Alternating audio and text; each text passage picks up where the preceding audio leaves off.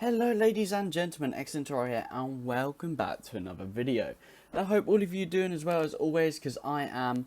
And in today's video we're going to be looking at some of the easiest aircraft to fly in infinite flight. Now I've previously made a similar video to this one about some of the easiest top 3 aircraft to land. However, as I think I've developed as a player, I think it's slightly changing in these aircraft which we're going to be talking about. So the first aircraft on this list is the one and only A330-300. So I'm just going to try and find the thin air livery because I think it looks quite cool. And why not, let's go to London Heathrow. Now, pretty much with the A330s, I think they're rather easy to land for a few little reasons. And we're on about, approaching the ability to turn prior to landing. And I think the A330, it's not too large of an aircraft, especially the A330-300. It's not too large of an aircraft to be too heavy to do a short final turn as well. And I think it's definitely an applicable aircraft to get a lovely smooth landing in infinite flight. So there we go. So we'll give it a go in the HUD mode, and I'll just talk to you guys a little bit so you can see what I'm sort of on about here on the short final. So you can see the aircraft is relatively easy to stay straight. It feels a bit heavy and it does drop a bit fast, but we are probably quite a bit above our maximum landing rate right now. And you can see that we just poke our aircraft up a little bit, and then we just get that flare, and then boom, we do make contact with the runway. Now we did definitely land our left gear prior to the right gear, but we are able then to keep that flare up for a little bit just after landing the aircraft as well. So I think that again is really cool.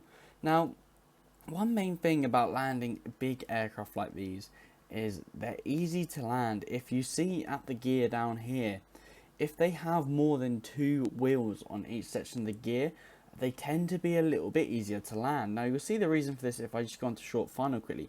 You can see that the gear actually tilt just like that there. And what that enables is it allows the gear to touch down in 2 separate stages. So I think that's very important and very easy. Now we are going to go on to short final again, but we're going to just turn the aircraft. And you can see here that the aircraft actually isn't an awful aircraft to turn.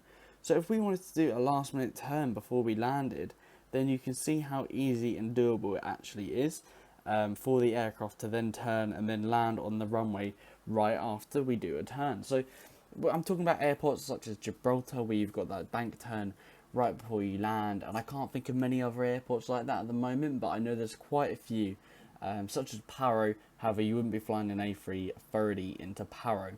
Now, the A330 has also been well known in infant flight for many years now for being the butter king or butter queen. It's pretty much just well known for getting that smooth landing. Now, I find the A321, again, a nice aircraft to be landing on infinite flight as well.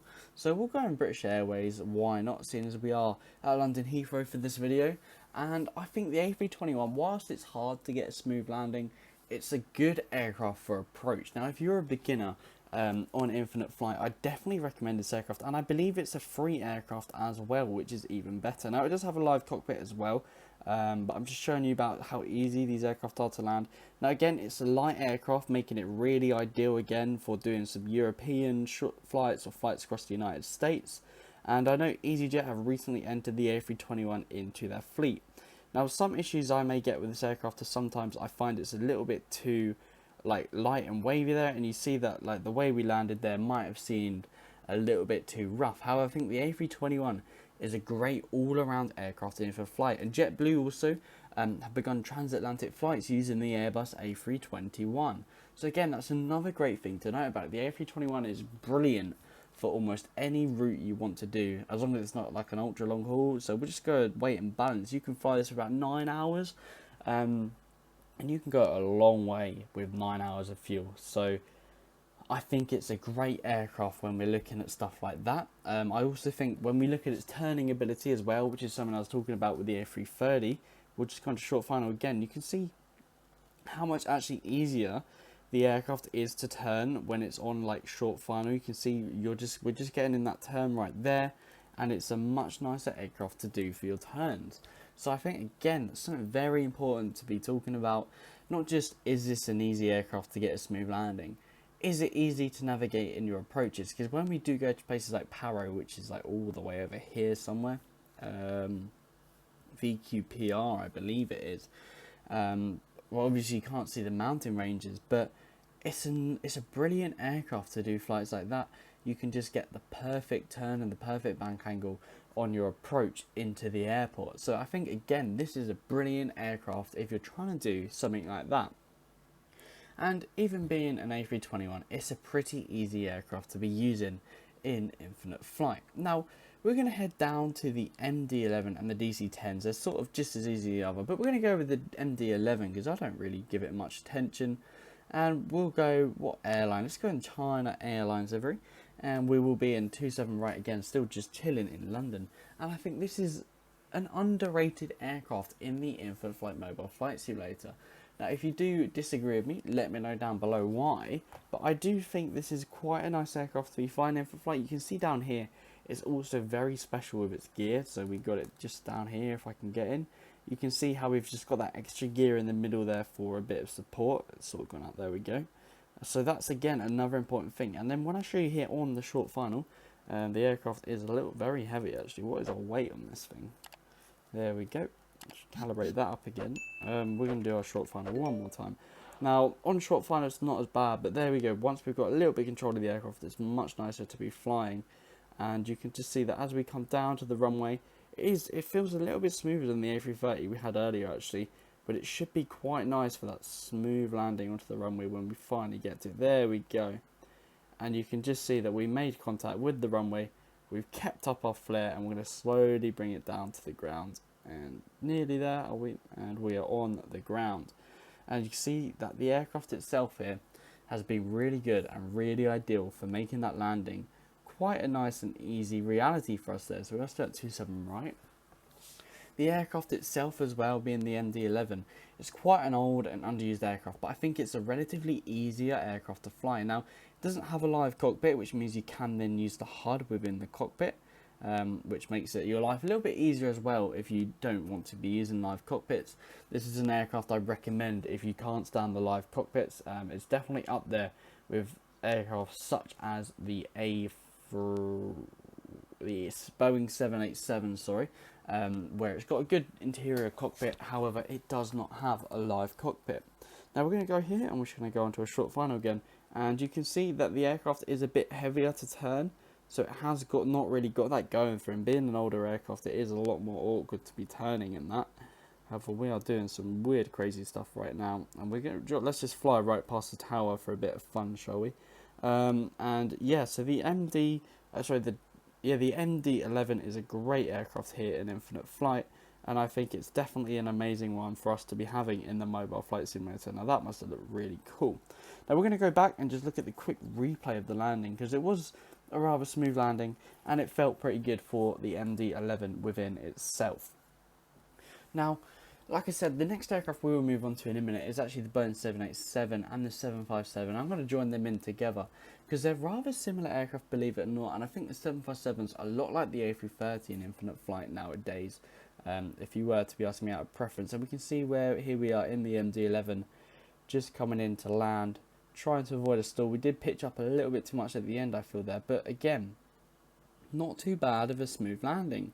I think that was a pretty good landing, and it was quite an easy landing. You know, I sort of did it second attempt, I think, because the first attempt I messed up my calibration. But I think as an aircraft, that was pretty easy and a pretty nice one to be landing. Now, I do always talk about the 787, so we might not get onto that in this video, but we'll go to the 757 instead. And what shall we go? Let's go with Delta for the 757. Don't know why it's changed our location to the hangar, so we'll go back to 27 right. And we will just spawn here very briefly. Now, the 757 was a few years ago not a very nice aircraft to be flying in infinite flight. But since then, it's had a full cockpit rework. You can see that we do now have that live cockpit on the 757. And yet again, if you are someone using HUD, it's quite a nice aircraft to be landing here. You can see that straight on final, it's probably adjusted the best out of all of the aircraft we've had here. Despite my poor little thing I've done there, and we're just going to pitch up again on our flare, and hopefully we'll get a really smooth landing. No, we sort of messed that one up. We're going to give that another go, because I feel like we can definitely do better in the 757 than what we've just done. maybe we spawned in a little bit too slow. So again, we've got a level steady aircraft. We're going to try and pitch up a little bit more, and then just kiss the ground. There we go. Okay, so that wasn't the best. Okay, you can definitely do much better in the 757. But I think as an aircraft, you can see in infant flight how it's a bit like the A321 instances, which I believe was actually Airbus's response to the, well, it's sort of an attempt to replace the 757. But you can actually see how this aircraft is so much like the A321, which I spoke about earlier, which does also mean that when we are indeed on short final, it is a nice aircraft to be doing, you know, some last minute turns if your approach does involve a late turn to the runway. So you can see there how we've done a fabulous last minute turn. Not as good as some of the other aircraft, but you can definitely see how it's much more doable. So we'll just quickly do it in the 787 before we wrap up the video, because I think the 787 again is a great aircraft, and I love this China Southern livery. It's one of my favourite liveries on the infant flight aircraft. If you guys would actually like me to do a video rating the best liveries in infant flight, please let me know, because if you do, I will be happy to produce a video like that for you all. So the 787 is probably one of my top picks of aircraft in infinite flight, and as we quickly then go on to do a short final in it, we can just see how smooth it already is when we load in, a bit like that 757 a few minutes ago. And we are going to flare up then slowly but surely, and we're going to just keep our speed a little bit steady, and hopefully we're not floating too much. Oh, I've messed that up. I definitely messed that up a little bit too there at the end. We'll give that one more attempt, so I don't embarrass myself too much at the end of the video. There we go, just come up a little bit more, and we've done it again. But again, that didn't feel like a bumpy rough landing for the 787. Now, that's not really meant to happen. I'm not too sure why we've nosedived into the ground there. But I think this aircraft is an amazing one, and it's a really nice aircraft to be landing in infinite flight.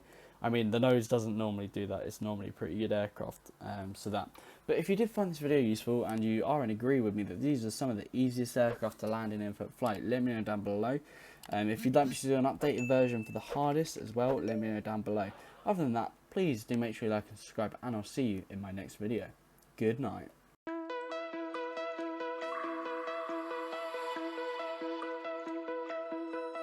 Find your way.